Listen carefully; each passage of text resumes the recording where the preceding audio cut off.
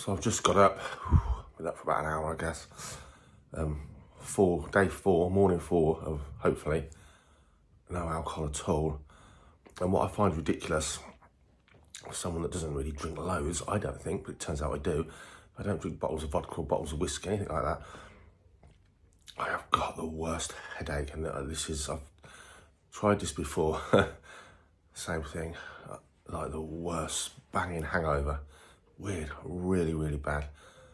Still got a lot of pain in my chest from whatever, damage or ulcer or whatever it is. I was going to mess about with the old bike and set up the suspension. No way, not interested. Lots to do, but weird. You wouldn't think if, like me, you don't drink that much, or you don't think you do. Yeah, just the daily drinking, that stuff in your body all the time, cutting it out. Wow, it's my head really hurt. Very fragile. Yesterday, 3 days without alcohol, I've got to tell you, the craving was bad. Went to the garage to get some 0 alcohol Guinness just to try and satiate it. They didn't have any. Rough. That was the worst day so far. I've just really, really, really trying to fight it and not have a drink. So that headache lasted until about 6:30 last night.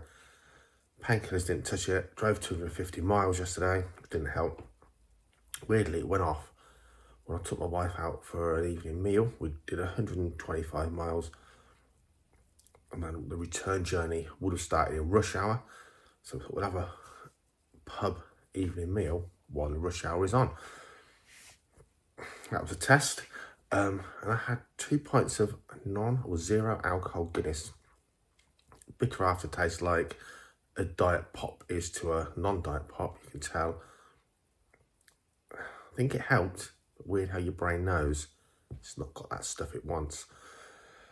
So this video, by the way, the day before the craving was bad. Yesterday, the headache was bad. Today, it's just the intense pain in my chest, which is what's triggered me to try and pack and drink again. I feel a lot better. The craving's nowhere near as bad, and the headache's gone, thank God. This video is just some talking, some thoughts. It's not for the person that's drinking a bottle of 80% proof vodka a day, and the person that's up at 4:30 a.m. dosing up on alcohol so they can function and get through a portion of their work before they drink again. I think that's extreme, and I think those guys, you guys, probably the ones that people think of as an alcoholic. So I resisted the fact I was an alcoholic for quite a long time, and I just said to my wife, it's just a habit. I just like to unwind, a bottle of wine, a couple of decent pints of real ale in the evening. I'm just unwinding, it's just a habit. Don't need to do it. It's just because I'd rather drink that than pop. And I had that actually for quite a long time.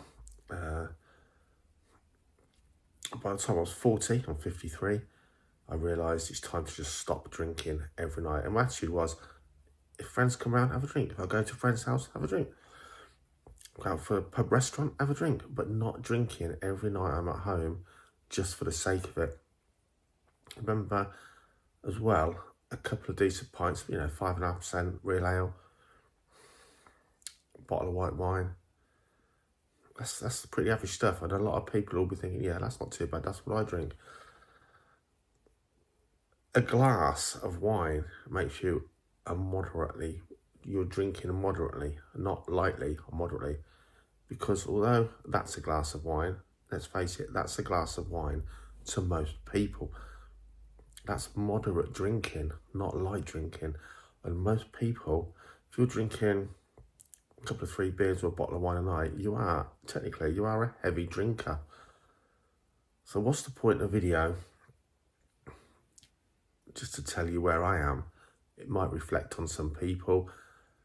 It might help you. It might make you realise some things. And it might make you think, God, you're sounding like a reformed alcoholic already, Dave. Who knows? Let me tell you a story. So, first time I remember drinking, I was probably, I was early preschool age. My nan used to brew wine. Is that the right thing? Ferment wine. All different stuff she'd collect in the countryside. I still love watching like the little valves bubbling away on top of the demi-johns as a little kid. I remember one day she'd brewed and it was just ready to drink blackberry wine. Looked like Ribena to any kid. I remember I sort of saying to my mum, have a sip of that. It tastes really nice, quite sweet. As a little kid, going, oh, can I have a sip? I'm probably a thimbleful. Oh, can I have some more? It tasted so sweet and nice, just like sticky pop, I suppose. But I can clearly remember, that was the first time I remember getting drunk. I had another little swig, and I can remember gleefully running up and down my nan's hallway with my brother, happy as Larry, chuckling and giggling, most definitely somewhat drunk. Obviously, maybe I was 6 years old, and a little tiny couple of spoonfuls of God knows what proof wine, homebrewed wine is. Literally, that's my first memory. As I was older, I don't know, 13 onwards, I was allowed to have a glass of wine with my dinner, just as a family dinner, just nothing more, nothing less. But all the time, of course, getting that taste for it. I remember hanging out with some older lads, fishermen, and going to the local pub when I was 17. That's when I first went to a pub, started drinking as a young man. I would drink in the working men's club with my dad, as in I'd have a shandy. We'd play pool and darts some weekends, not regularly. But going out with these lads that were already drinking around the local pubs, as young men and women do. I was 17. Every Friday, Saturday night from then on, having quite a bit to drink. Bought my first place with a girlfriend at 21. And then I could drink at home, I never drank excessively, but I'd work hard in the garden all afternoon. I used to work shifts. I'd have a little dumpy bottles of Ruddles with a pull-off metal lid, if you can remember those. And that was probably the start of the habitual drinking, because now I could just drink at home pretty much every night. Not a lot. A couple of bottles while I was gardening or doing what I was doing, messing about with cars. And that's where it kind of started. Where it got bad, by the whole time I'd met my wife at sort of 24, it was quite a regular thing to drink at home pretty much every night, every Friday, Saturday, whatever, more maybe, down the pub. But going to live abroad in the sun for a couple of years, where the drinking, smoking and sunshine was the thing for a lot of people, thank God I don't smoke and never have done, that was when I would even start. I ended up drinking in the day while I'm at work. You'd literally work for people, building or whatever, and they go, oh, do you want a drink? Do you want a beer? It just became a drinking culture. And then got myself into some mischief with the wife, not with the law.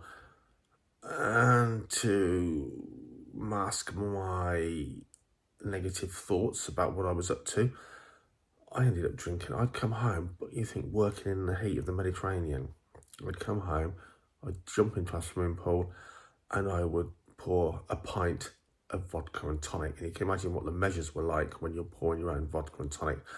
And then I would have another pint to sort of numb my brain. That was a point in my life where serious drinking took hold. Not serious, I wasn't getting up in the morning drinking, didn't have to down a bottle of vodka, but I was drinking decent amounts of drink habitually. Came home after a couple of years, back to the UK, and I had to battle with drinking less. I was really in the habit of drinking in the day, that was for sure, and in the evening. Yeah, that was probably the worst time. By the time I hit 40, I thought I have to stop drinking at home unless someone comes around. Like, the habitual drinking has to stop. And I really tried. And when I reached 50, I had the same thoughts, because I really didn't do much good when I was 40. And that decade of your life, it goes so fast, it's unbelievable. And I found myself at 50 saying the same. This is affecting my health now. I'd really wound it in. I really, really wound it back into sensible, what most people think sensible amounts. A couple of beers a night, apart from at weekends. If mates come round, went round friends, I'd have several pints and something else on top, I'm sure.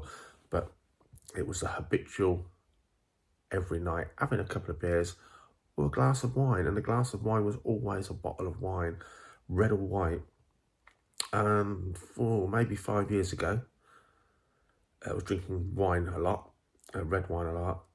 I was on holiday in the UK with a wife in a cottage somewhere, sipping wine more than ever because we was on holiday. And I had chest pains that anyone else would have gone to hospital thinking I was dying of a heart attack. I had acid reflux. I was on tablets already, daily tablets for acid reflux and that kind of thing. It was acid related, but I can't tell you how severe the pain was.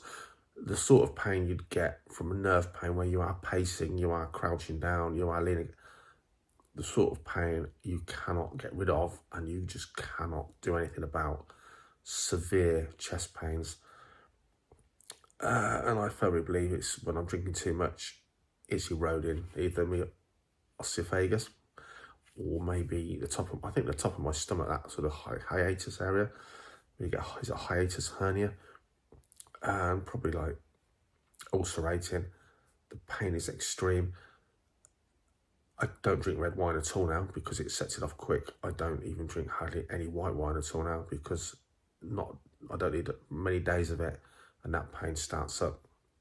I can drink bottles of Gaviscon and have daily tablets. If I don't drink those things and I'm just drinking beer every day, it surprisingly takes longer. So it's almost down to the amount and the strength of the alcohol. This time of year, my workload drops off for 6 weeks. I work in schools and it's took 4 or 5 weeks of drinking every day again, in the evening, not in the day, in the evening, a couple of beers. Finally, had a bit of acid coming back on. 3 days of that, sincerely awful chest pains.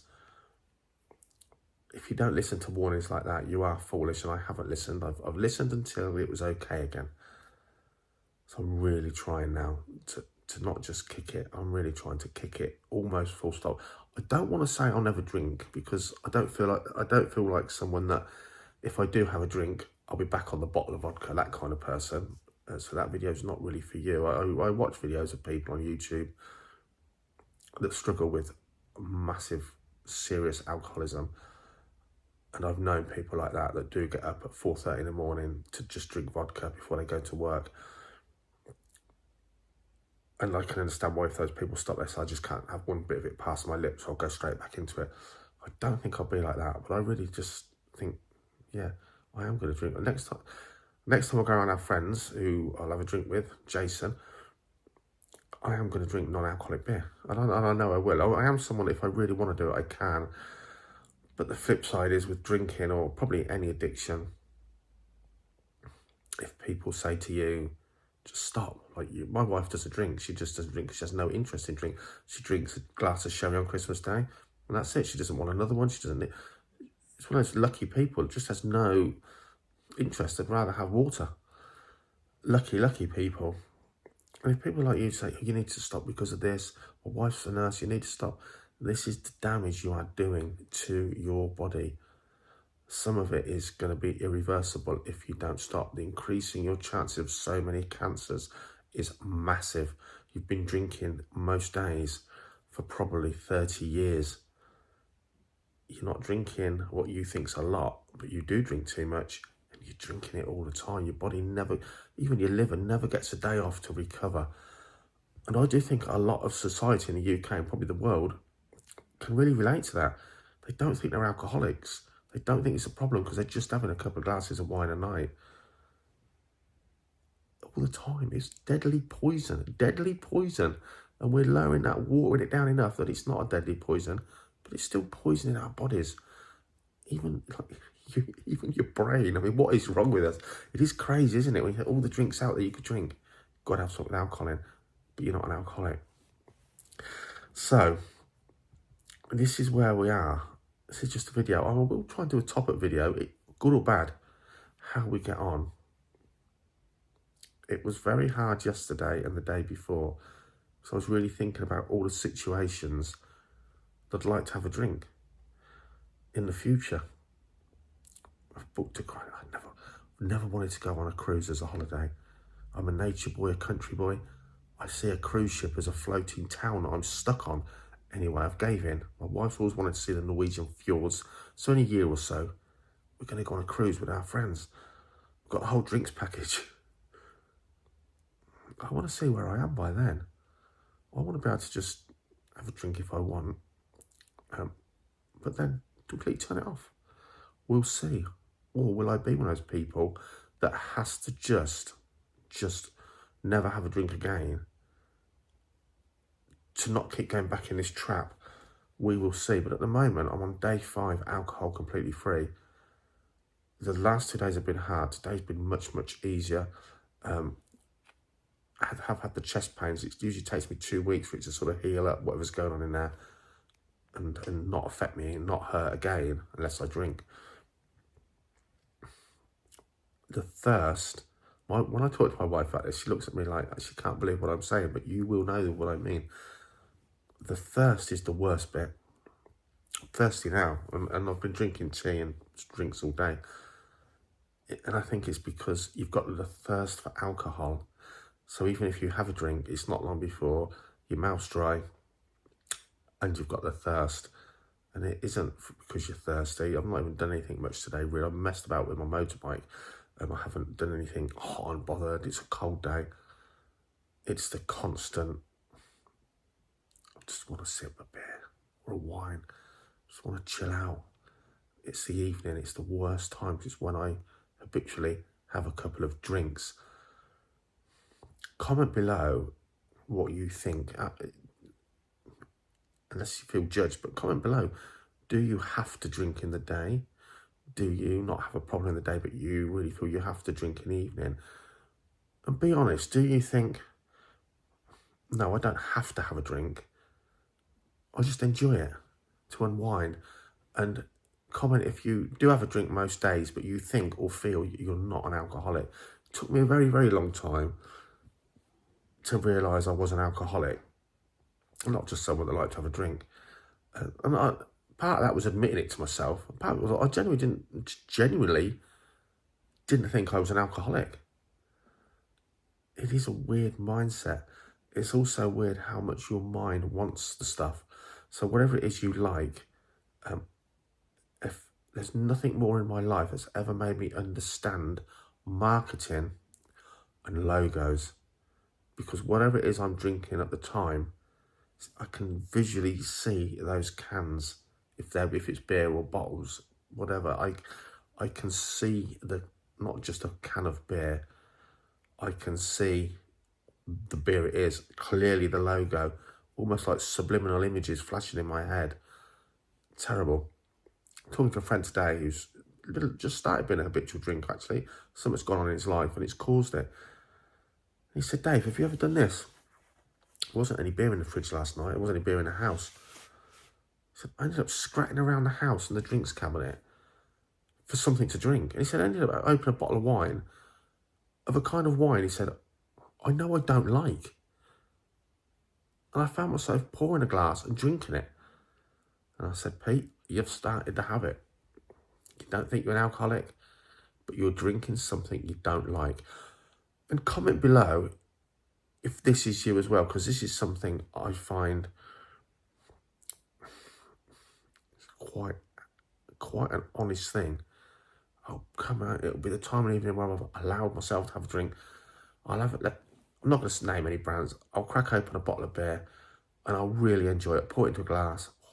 Oh my God, I want one now. I'll really enjoy drinking that real ale. Enjoy it. That went down nice. I'll go and get another one, maybe another 2. And if I have another 2, certainly the third one, if not the second one, I'll be drinking it. And I think, if I'm honest, I'm not really enjoying drinking this. I feel bloated. I'm not enjoying it now. But I'll drink it because I've bought it. Or, going back to my friend's scenario, in a reverse kind of way, I'll have all kinds of drinks in the house. Spirits, wine, beer, lager, real ale. And I'll be trying to find something I fancy because I'm going to have a drink. Because my brain, those little things are going, have a drink, have a drink, have a drink. Got to have a drink. And I'm like, I don't fancy white wine. I'll be looking at it all, deciding what to drink, because I honestly don't fancy any of them. So my brain wants it. My mouth and the rest of my body just doesn't want it. Have you ever had that, where you kind of don't know what to drink because you're going to have a drink, but you actually don't really, if you're brutally honest, don't fancy any of the drinks. You've sort of had enough of it. You've had enough with drinking. But those receptors in your brain are saying, have a drink, you can have a drink. It's a really weird drug. And again, certainly it wouldn't be legalised if it was just invented now, for sure. It is a really weird drug, so socially acceptable. My wife is battered all the... I know I'm rambling. I just want to know if this resonates with people, and it's just current for me. It's not even a video I was going to put out this week. It's just current now, so I want to put it down and put it out there. What are the drugs that people push down your neck at social occasions that are friends and family? My wife's not a drinker. Constantly, go on, have a drink, Jackie. Go on, have a drink. Just have one. Oh, you know, you'll find it funny. You'll love it. Just chill out. Oh, just relax. Have a drink. She's not interested. None of my friends would say to my wife, have a line of Coke. Smoke some crack. Have a spliff. Not even a spliff. None of our friends would say, oh, for God's sake, Jackie, just have one spliff. And yet drinking, it's so socially normalised, you're treated abnormally if you're not a drinker. So no wonder people like me struggle. It's everywhere, isn't it? You can't check out at the tills without boxing all the different drinks in front of you to tempt you in. It's a really weird thing. It's shockingly hard to kick. I have no idea how any heroin addicts become heroin free. If you're on that stuff, it must be so hard, because just common old alcohol is so hard for most people. It really, really is tough to kick. I can see a week coming, and that'll be nice. And for me, not just stopping the daily drinking, getting through the midweek drinking, which is not so bad, not such a hard thing for me. Getting through a whole week, doing the whole weekend, a Friday to Saturday especially, that'll be the real challenge. But if you drink every day and you can kick it for a week, it takes a whole week, your mindset does change. Is it safe to just go cold turkey? Not for everyone. Weaning down is actually safer for some people, but it's so hard on any addiction to wean down and then stop and not just start again. The last time I totally stopped, on day 5, I can remember clearly, we were randomly walking around IKEA. I came over not just feeling exhausted. I've never been a particularly depressive person, but a wave of depression came over me randomly walking around the shop. The deepest, I won't say darkest, just utter deep depression. Everything seemed black and pointless. Just came over me in the shop. It went the next day. I talked to Jackie about it, my wife. I said, you having withdrawal? I said, oh, don't be silly. I don't drink that much. I'm in withdrawal. Wow.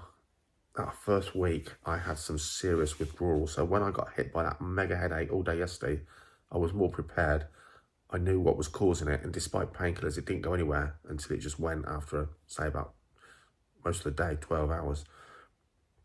Be aware, even if you think you're just a habitual drinker that isn't an alcoholic, but you drink every day, when you cut that stuff out, if you can cut it out for a week, you may well go through a roller coaster. I remember when my wife first started her job as a nurse many, many years ago, and she just worked in the general hospital, and one of the wards she worked on was mostly populated by people suffering from really drinking and smoking related illnesses. I remember going to see her one day. What's up with that bloke over there? He literally looks the same colour. It was just like Homer Simpson. Me not being medical, but that's because he's dying. He's drank himself to death. His liver has pretty much stopped functioning, and he's just turned yellow. He's jaundiced. And I never realised people actually went that bright yellow all over when you were properly jaundiced. One of my wife's best friends, drank himself to death at 46 a few years ago. He knew he was going to die, and he just said, I've just given up trying. Everything in his life he lost, including his life. from drinking. It is a serious, serious thing. Another story from the hospital.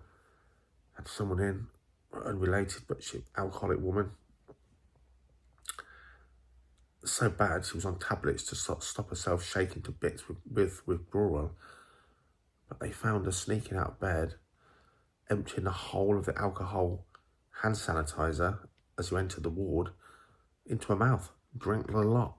The hand sanitizer gel out of desperation to get alcohol. So what I would say to take away from this video, there may be more. If you're a habitual drinker that drinks nearly every day, but you don't feel you drink a lot, firstly, look at what is moderate drinking and what is a high level of drinking. You're probably in either of those categories, believe it or not, already. Really, just consider. Be brutal with yourself. Can you just put the stuff down for a whole week without a problem and just drink something else of an evening? Or not? In fact, try it. And if you found it difficult, it's not just because you like the taste. You're an alcoholic. If you can't stop it and you've got a million excuses, it helps me unwind. Of course it does. Like smoking helps people relax. Because when you haven't got those two habits, when you're addicted, you have to have them to reset that calm baseline. You actually become anxious, stressful, wound up because you're not getting them. The reason they relax you and make you chilled out is because they're resetting your baseline, because you're putting them back into your body. Anyway, comment below. I'll build on this video. It's been a load of waffle. I just wanted to tell you my story of alcoholism, where I'm at. We've got to 5 days. The channel's not going to be about this, but there'll be another video, I'm sure, in the future to let you know, fail or otherwise, I'm determined not to fail, how we're getting on and what occurs.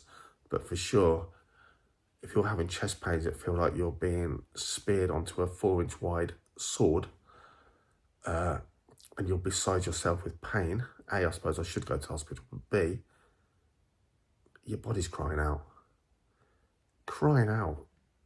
to tell you to stop doing something. Pain is just a warning of something dangerous or bad happening to your body. Let me know in the comments how you feel. I'll report back soon.